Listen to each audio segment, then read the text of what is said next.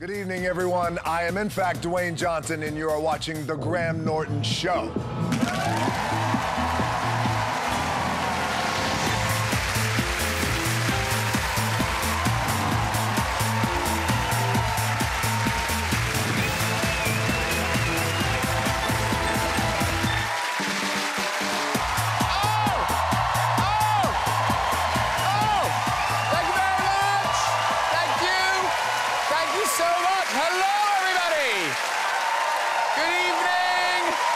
Great show for you tonight. I'll tell you, my sofa is hotter than a royal wedding invite.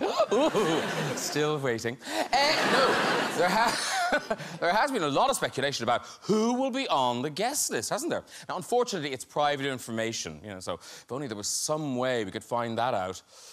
Oh, yeah. That's Facebook boss Mark Zuckerberg at this week's Senate hearing in America, looking into Facebook's misuse of private data. I'll tell you, that lady to his right in the green, she really seems to appreciate the senator's forensic grasp of technical issues. Control-Alt-Delete, is that it? Fun fact, by the way, did you know Zuckerberg is currently worth $64 billion? I know. Well, minus the $2 he spent on that haircut. Now, because Mark's only 5'7", he sat on a booster seat during the questioning. Oh, my God. Oh, feel a bit bad revealing that. Sorry, Mark. Have I breached your privacy? In the end, Zuckerberg did apologise for the misuse of people's data. Well, I say apologised. He sent the senators this. Now, back to the wedding. Harry and Meghan have decided not to have an official list of political leaders attending, which makes sense. Because I tell you, if there's one thing Theresa May and Jeremy Corbyn have in common, yeah, it's that they both know how to ruin a party. It's clever, that, isn't it? Clever. Hey, let's get some guests on! Later, we'll be joined by a true rock legend. Roger Daltrey will be here. Yeah, he'll be chatting and singing a track from his new solo album. But first, he starred in The Office, Sherlock, The Hobbit, and the mega-hit Black Panther. Now he brings us the truly terrifying ghost stories. Welcome back, Martin Freeman! Hello, sir. Really good to see you. Have a seat, too. Martin Freeman. She's the Oscar-nominated star of Moonlight, who made her mark as James Bond's Moneypenny. Now she's back in action in the monster blockbuster Rampage. Oh, it's a pleasure to welcome Naomi Harris. Oh, waving from a distance. Hello. Lovely to see you. Come in. And saving the world alongside Naomi, this man has gone from kicking ass in the wrestling ring to becoming the biggest action star on the planet. What more can I say? It's Dwayne "The Rock" Johnson!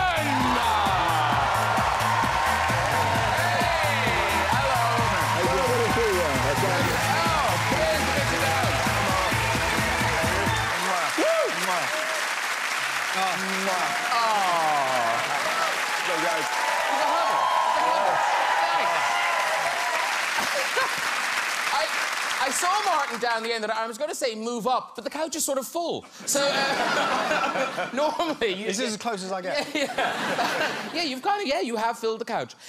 Now, ladies and gentlemen, I don't know. Dwayne Johnson, do you have your phone on you right now? Yes. Because you could be getting a call at any time. Absolutely. Any day now, any minute, we're going to give birth to a baby girl, and I cannot wait. Yeah, we. Thank you. Yeah. We are giving birth. Yes. Are we? We are, yes. Now, the attractions we're having are... You're handling it remarkably well. Thank you very much, yes. And you know already that it's going to be a girl? Yes, we do. Okay. Yes, baby girl. And you've chosen... I have 3 girls, by the way. I can't make boys. I don't know what it is. Yeah, I try. Yeah, keep trying. Yes. Yeah. Well, that's the fun part. I will continue to try. Yeah. Let's try for a boy. Yeah. And you've chosen a name already? Well, right now, the name is Tia.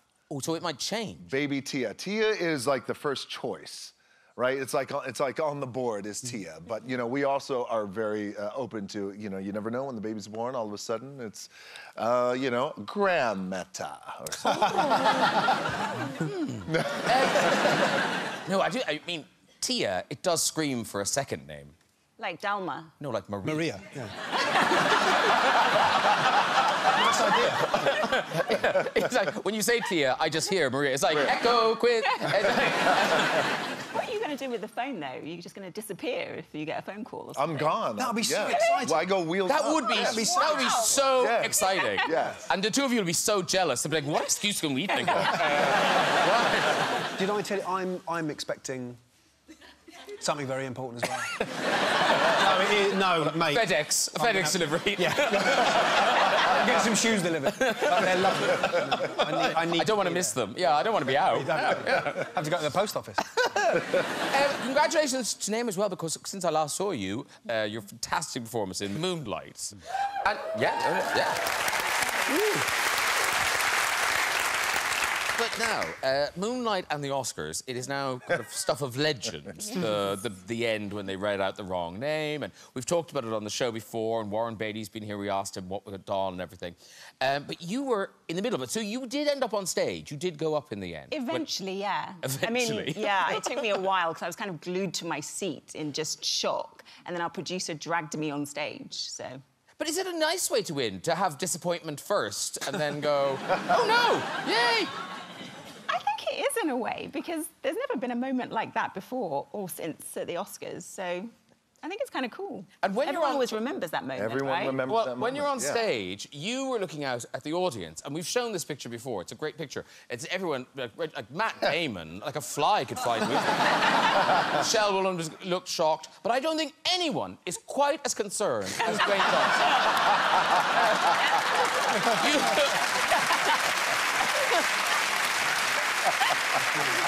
You seem really taken by... I really was. I remember. Yeah. Like Meryl seems less bothered than you do. Meryl is composed. I honestly thought I'm seconds away from running up on the stage and kicking somebody's ass because I thought some bullshit was going down.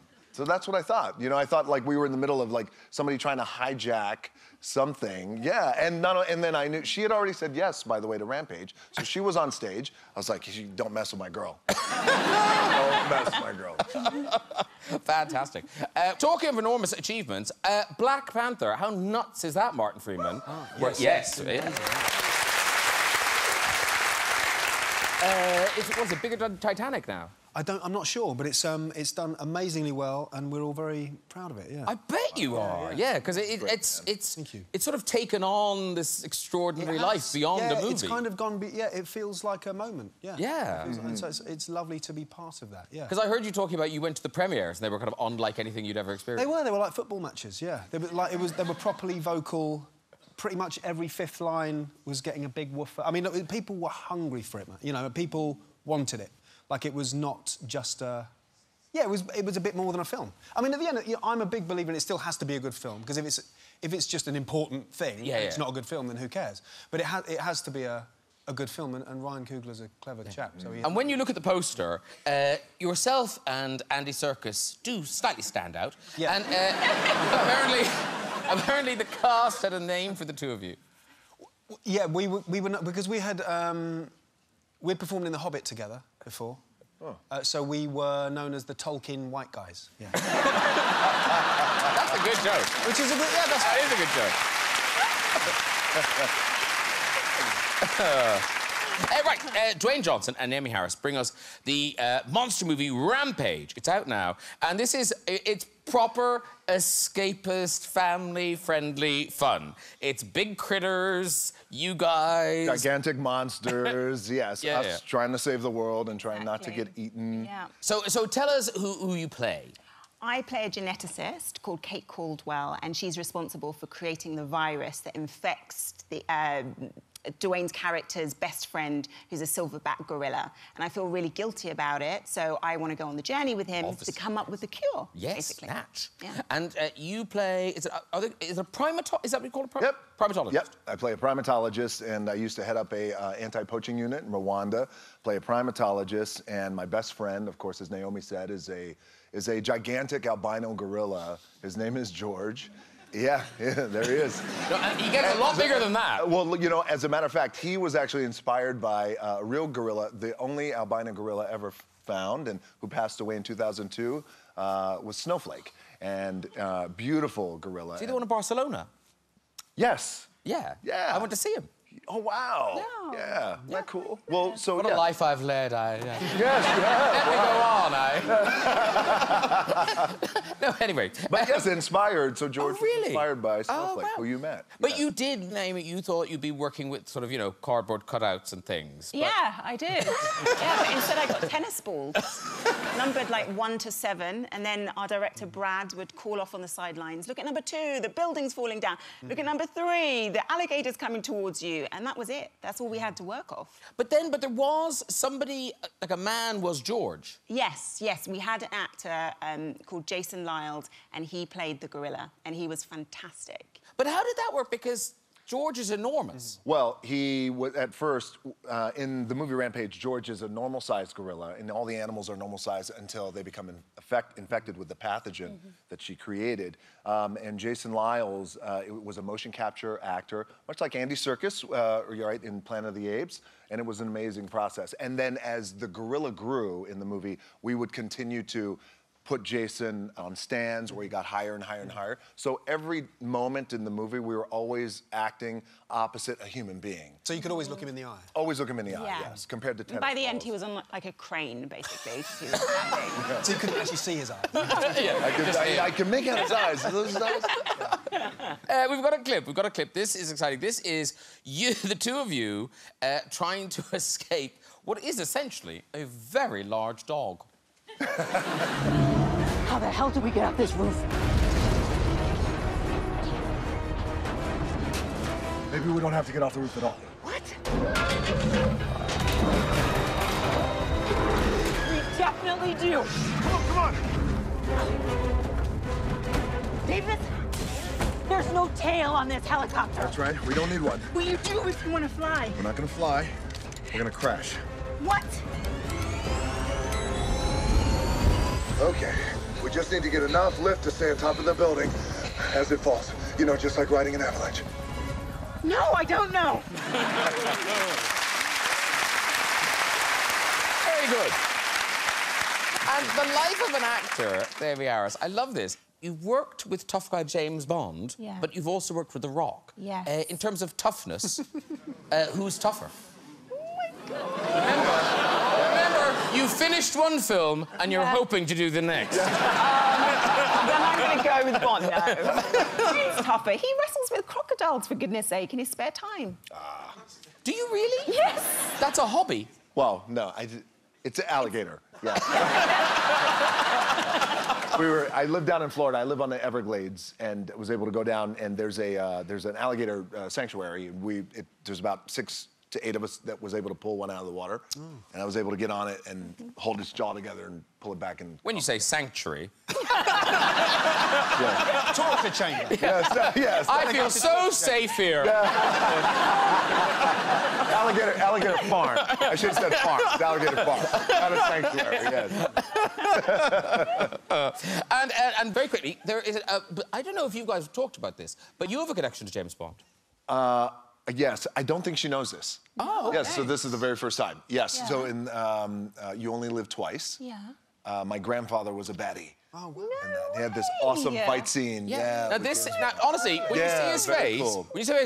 he looks like you. I mean, he does look like you. Wow. You can see him there. Can we see the clip? We can see, but this is him doing some proper, because he was a proper wrestler, wasn't he? He was, yes. So you can see him doing proper wrestling moves. Whee! Now, this next bit, I think it's pretty clear that wall is made of paper. But then Sean Connery does an extraordinary thing. Now that's a very light sofa. I think so, yes. You pay good money for that sofa. But now, what was his wrestling name? He was High Chief. Thank you. It's so cool. Yeah. He was High Chief. He was. So that's his wrestling name. His real name was High Chief Peter Maivia, and he was a High Chief of Samoa. And he actually started his career here in England. Oh. And he was trained English style. And at that time, in the '60s, I believe, English style wrestling was.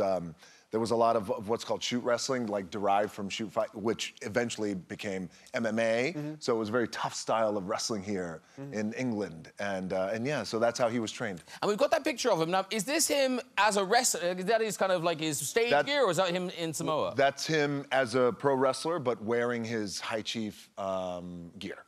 And is it true that in Moana, your character was based on him? Sure, correct. So a lot of the details of that character, Maui, was based off of my grandfather with the long hair and very big build and tattoos.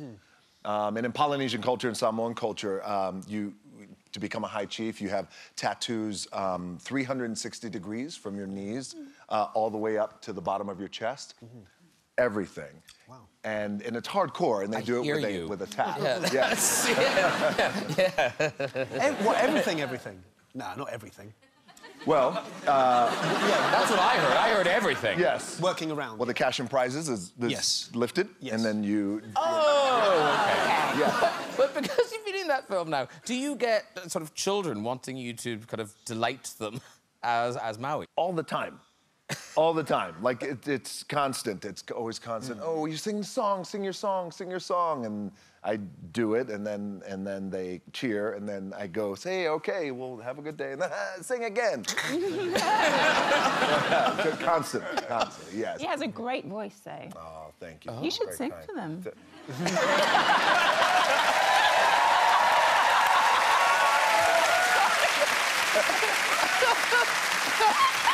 Tell us the last day.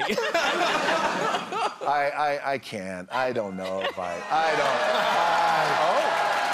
don't. That looked like a man who wants to. I don't know. All right, let's see.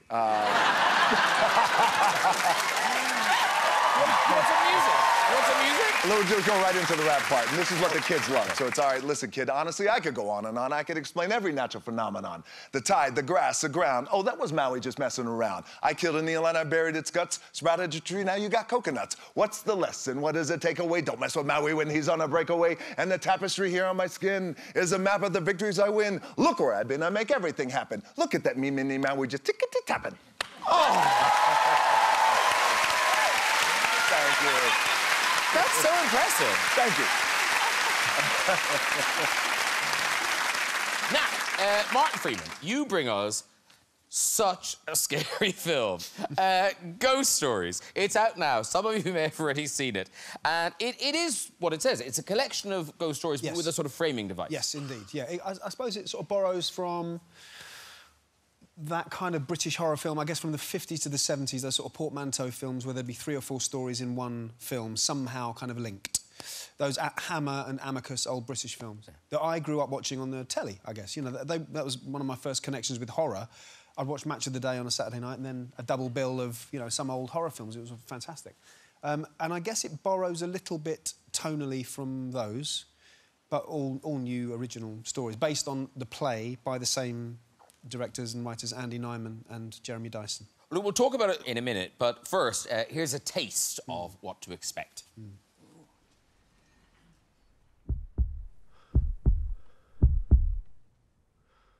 You're telling me you actually saw that happen? It's my understanding that a poltergeist is an evil spirit or an angry spirit. Is that true? No, there's absolutely no evidence to support that. The guys at the hospital took Maria in for a scan, but they didn't want to show us. Said there were distortions on the screen or something. No.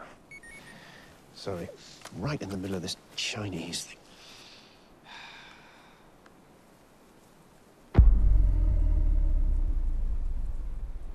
Yeah, so the scan.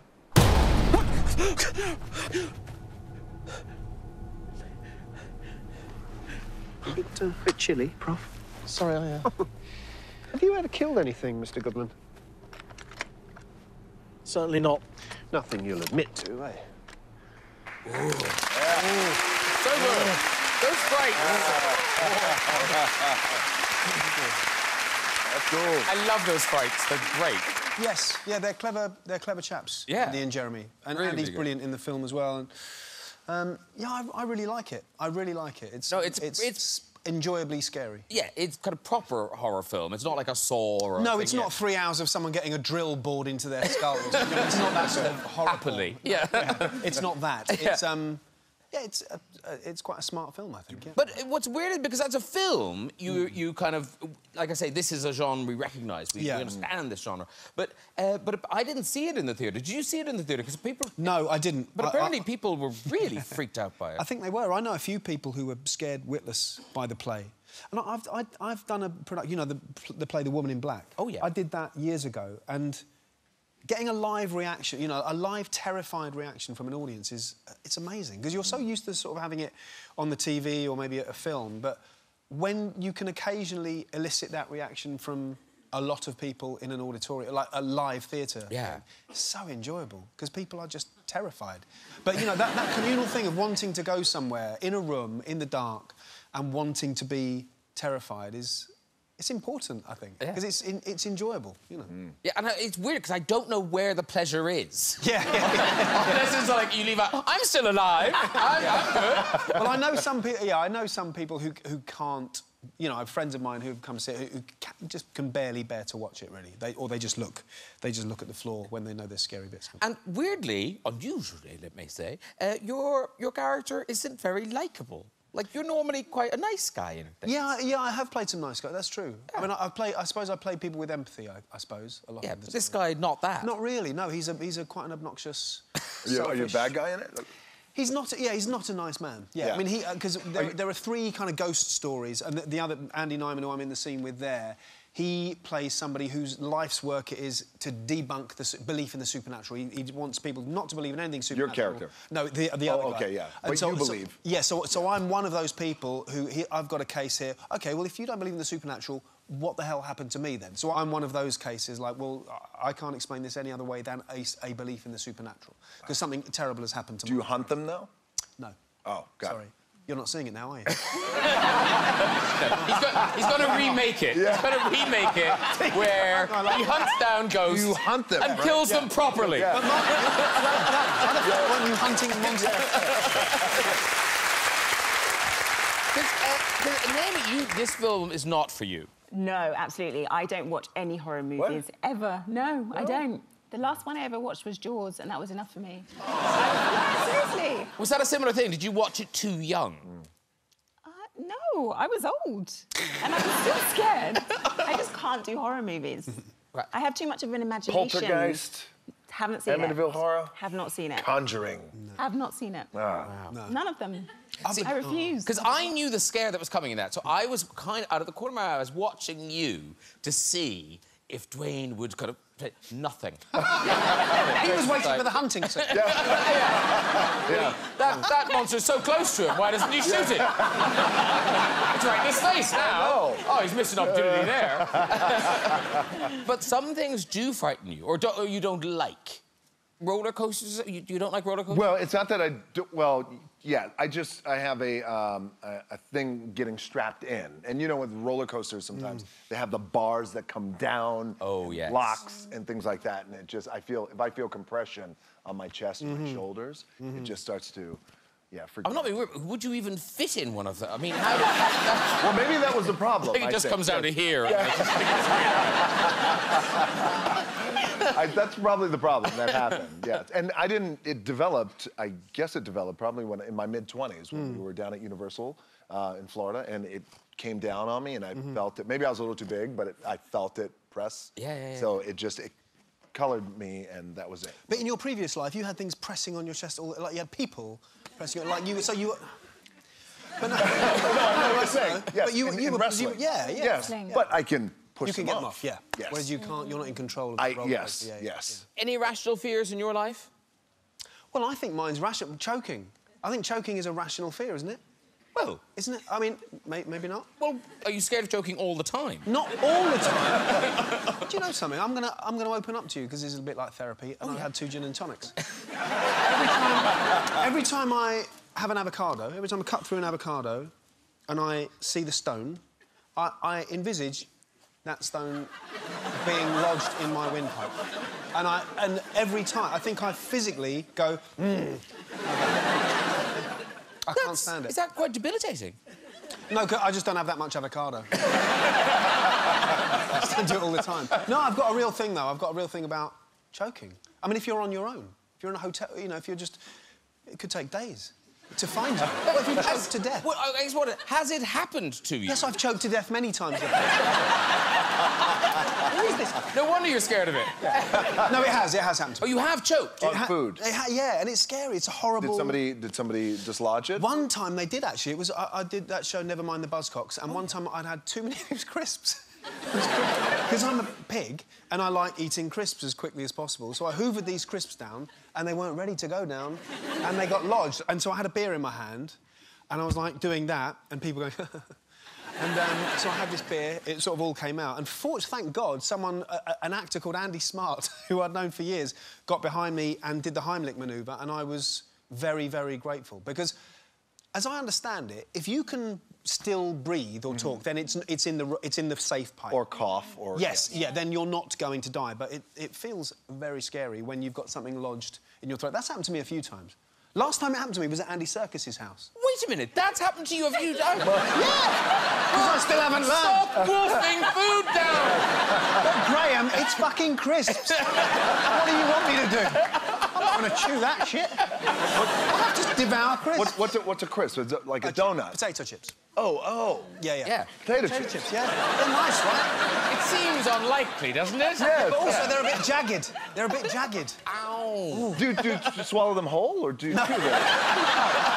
You chew them. You would think not. Yeah. You would think not. But no, I do definitely chew, but... You just ate too much. Not enough. Yeah, because I'm in such a hurry to get that crispy flavour. To get that sort of hit of cholesterol. Yeah. Oh, I can't wait for your obituary. He'd been warned many times. Now, I think you were asked on the way if you had any kind of irrational fears or phobias. So, to put up your hands if you've got fears and phobias. Fears and phobias. OK, I'm going into the audience. Here we go. Keep your hands up, keep your hands up. I'll start up here. Oh, there's a lady up here. Hello.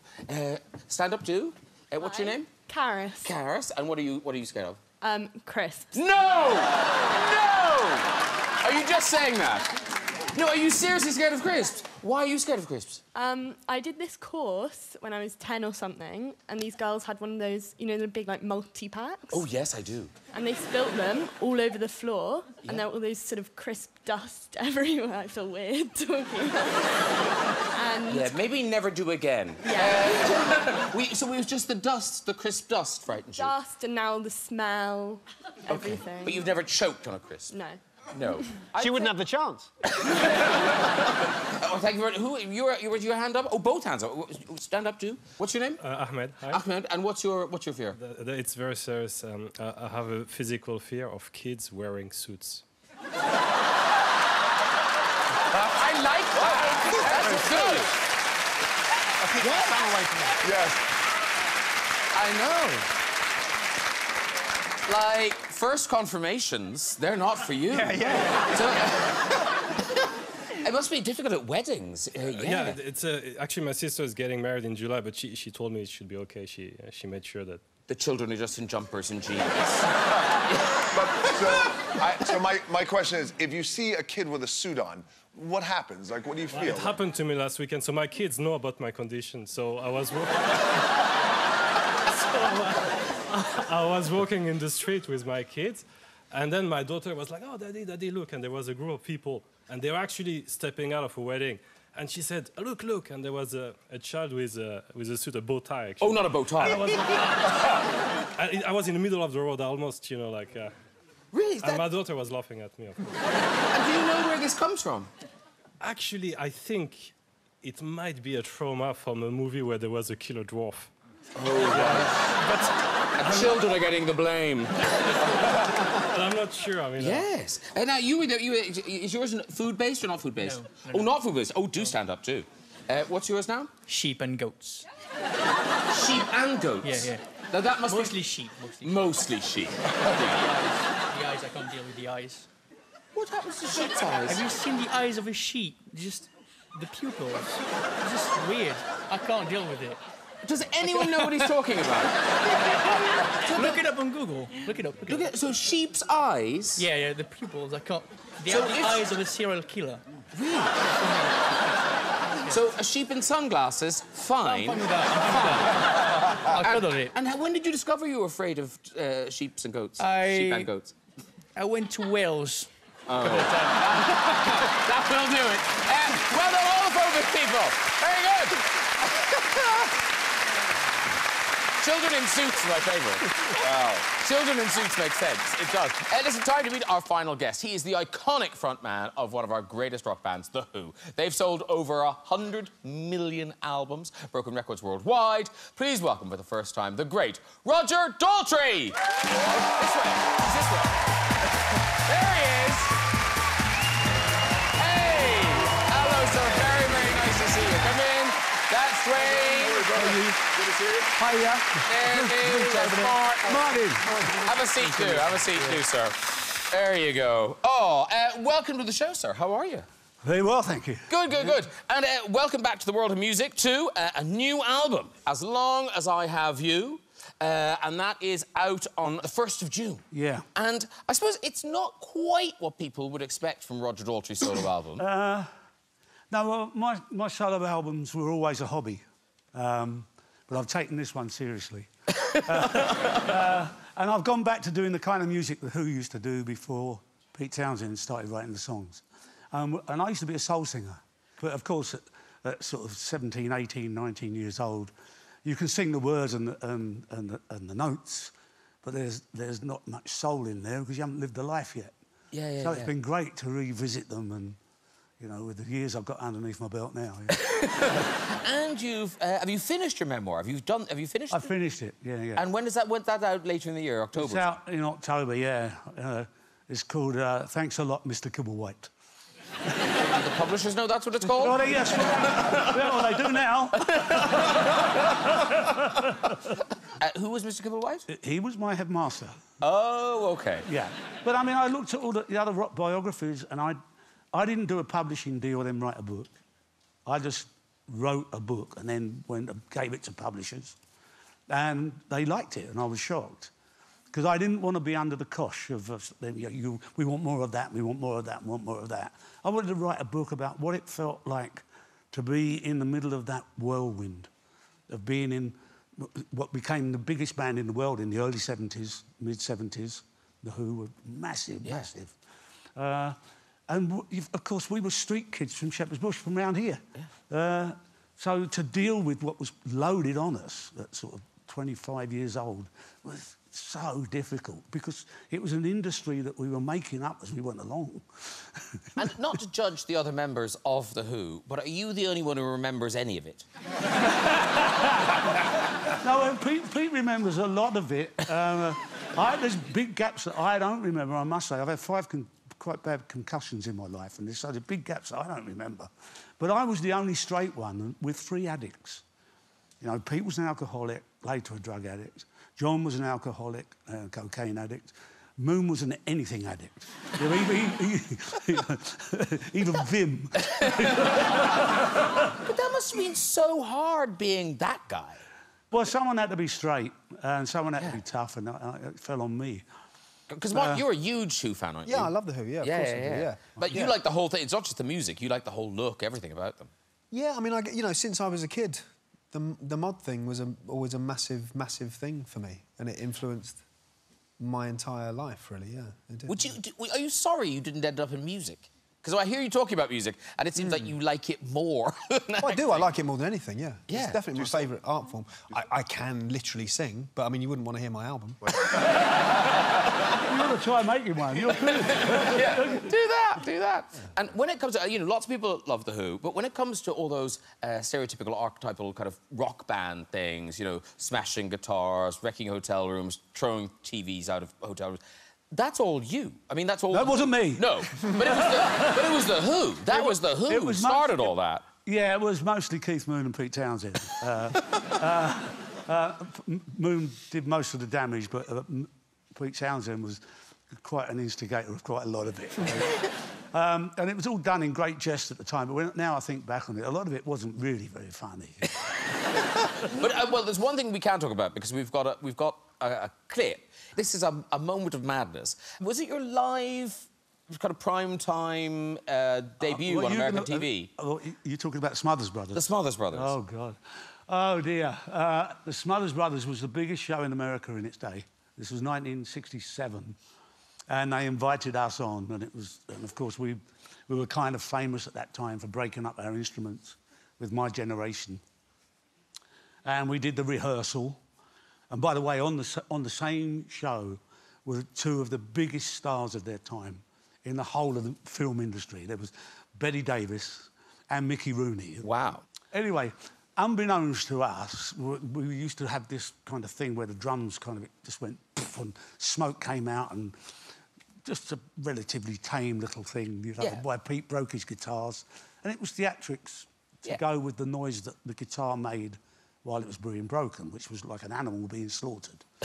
Anyway, when it came to the take, Moon had got the technician drunk and bunged him a couple of dollars, and he overcharged the cannon that was behind the bass drum. And it went off like a hand grenade. I mean, it really... It was... But, like, people got hurt, didn't they? Well, Moon had a bit of shrapnel. He had a bit... he comes out and if he's holding his arm, if you watch it carefully, he's holding his arm, he's got a piece of drum in his arm. Pete's hair caught light, and if you see Pete, he's immediately like this, trying to put his hair light. Bette Davis immediately passes out at the side of the set, and Mickey Rooney catches her and then lays her on the floor and goes, Listen, we've got the clip. So this is, as described, this is some people finishing a song, expecting an explosion, but it's a lot bigger. And you can see, like, the camera work. Anyway, what? So this I get blown out of shot, by the way. I was flat on my face on the floor. Here we go. This is Mother Brothers.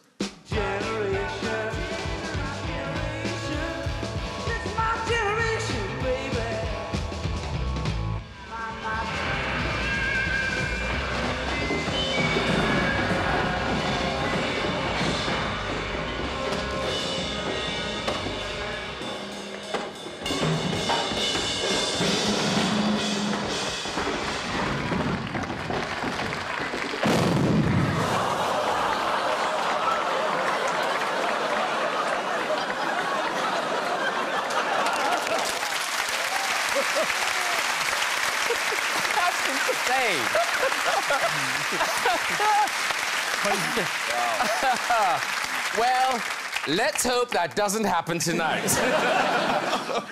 Roger, would you like to go over and join your band? Yeah, we're about to hear from you. Yeah. OK, they're ready for you over there.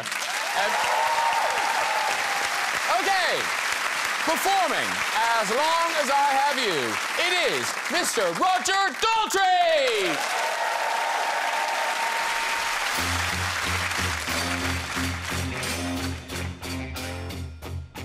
Born in darkness, but I found my way up to the sun.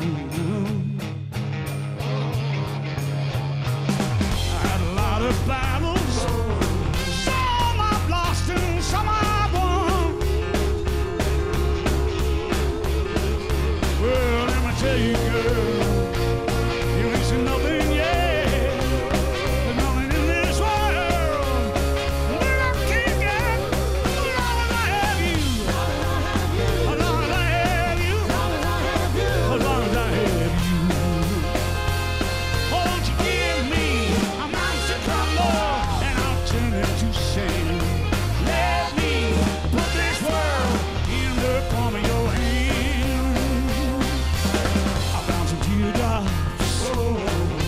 Sing my way out of the blues.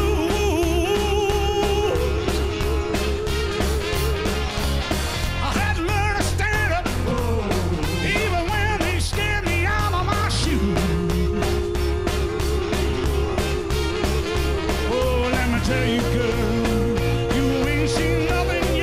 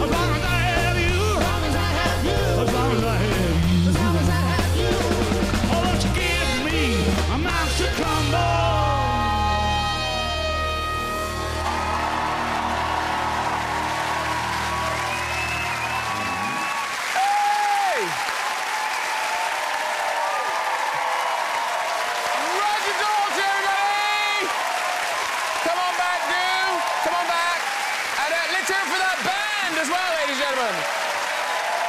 That band, they're amazing. Fantastic. That was fantastic, Roger. Have a seat there beside Martin, and then we're nearly out of here. OK. That was terrific. Really, really great. Woo! Tell you, we're all energised now. Yeah. Listen, before we go tonight, we do have time for a quick visit to the big red chair. Who's there? Hello. Hiya.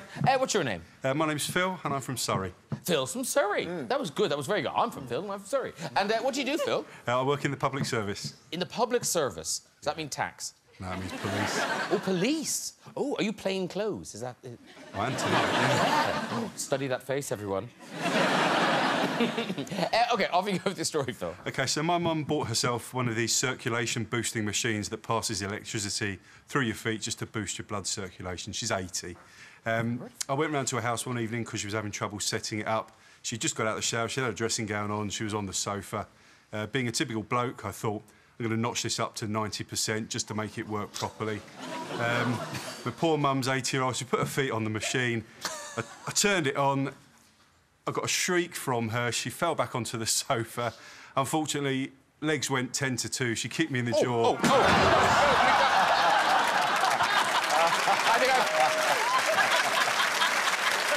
I think I've spared us all a visual. Have I? I hope I have. Should we go, one more? Should we have one more? OK, one more. Here we go. Oh, the glamour. Hello. Hi. What's your name? My name is Sakina. Sakina. Ooh, dress up Friday. And what do you do, Sakina? I am a patient advocate for mental health. Wow. And where are you from? I'm half American, half Iraqi. OK. Off you go with your story. So I actually grew up in New Zealand, and I used to work at a major art gallery there, and I'm guessing this is the time where The Hobbit was being filmed. Because one day Sir Ian McKellen walked in. I was very excited. I went up to him, said hi, shook his hand. He was a lovely, lovely guy. But then he started going to part of the gallery where you need a ticket to get into the exhibition. So I asked him, I said, oh, do you have a ticket for the show? And he said, no, I don't. And I said, I'm sorry, you shall not pass. It's quite funny, though. I quite like that. I should have made it more. Well done, everyone. If you'd like to join us on the show and have a go in that red chair, you can. Just visit us at our website, this very address. That is it for tonight. Please say a huge thank you to my guest, Roger Daltrey, everybody. Martin Freeman. Naomi Harris. And Dwayne Johnson. Join me next week with musical guests Calvin Harris and Dua Lipa, Hot from the Kitchen, Mary Berry and Claudia Winkleman, actor Maxine Peake, episode star Matt LeBlanc, and Doctor Strange himself, Benedict Cumberbatch. I'll see you then. Good night, everybody. Bye-bye!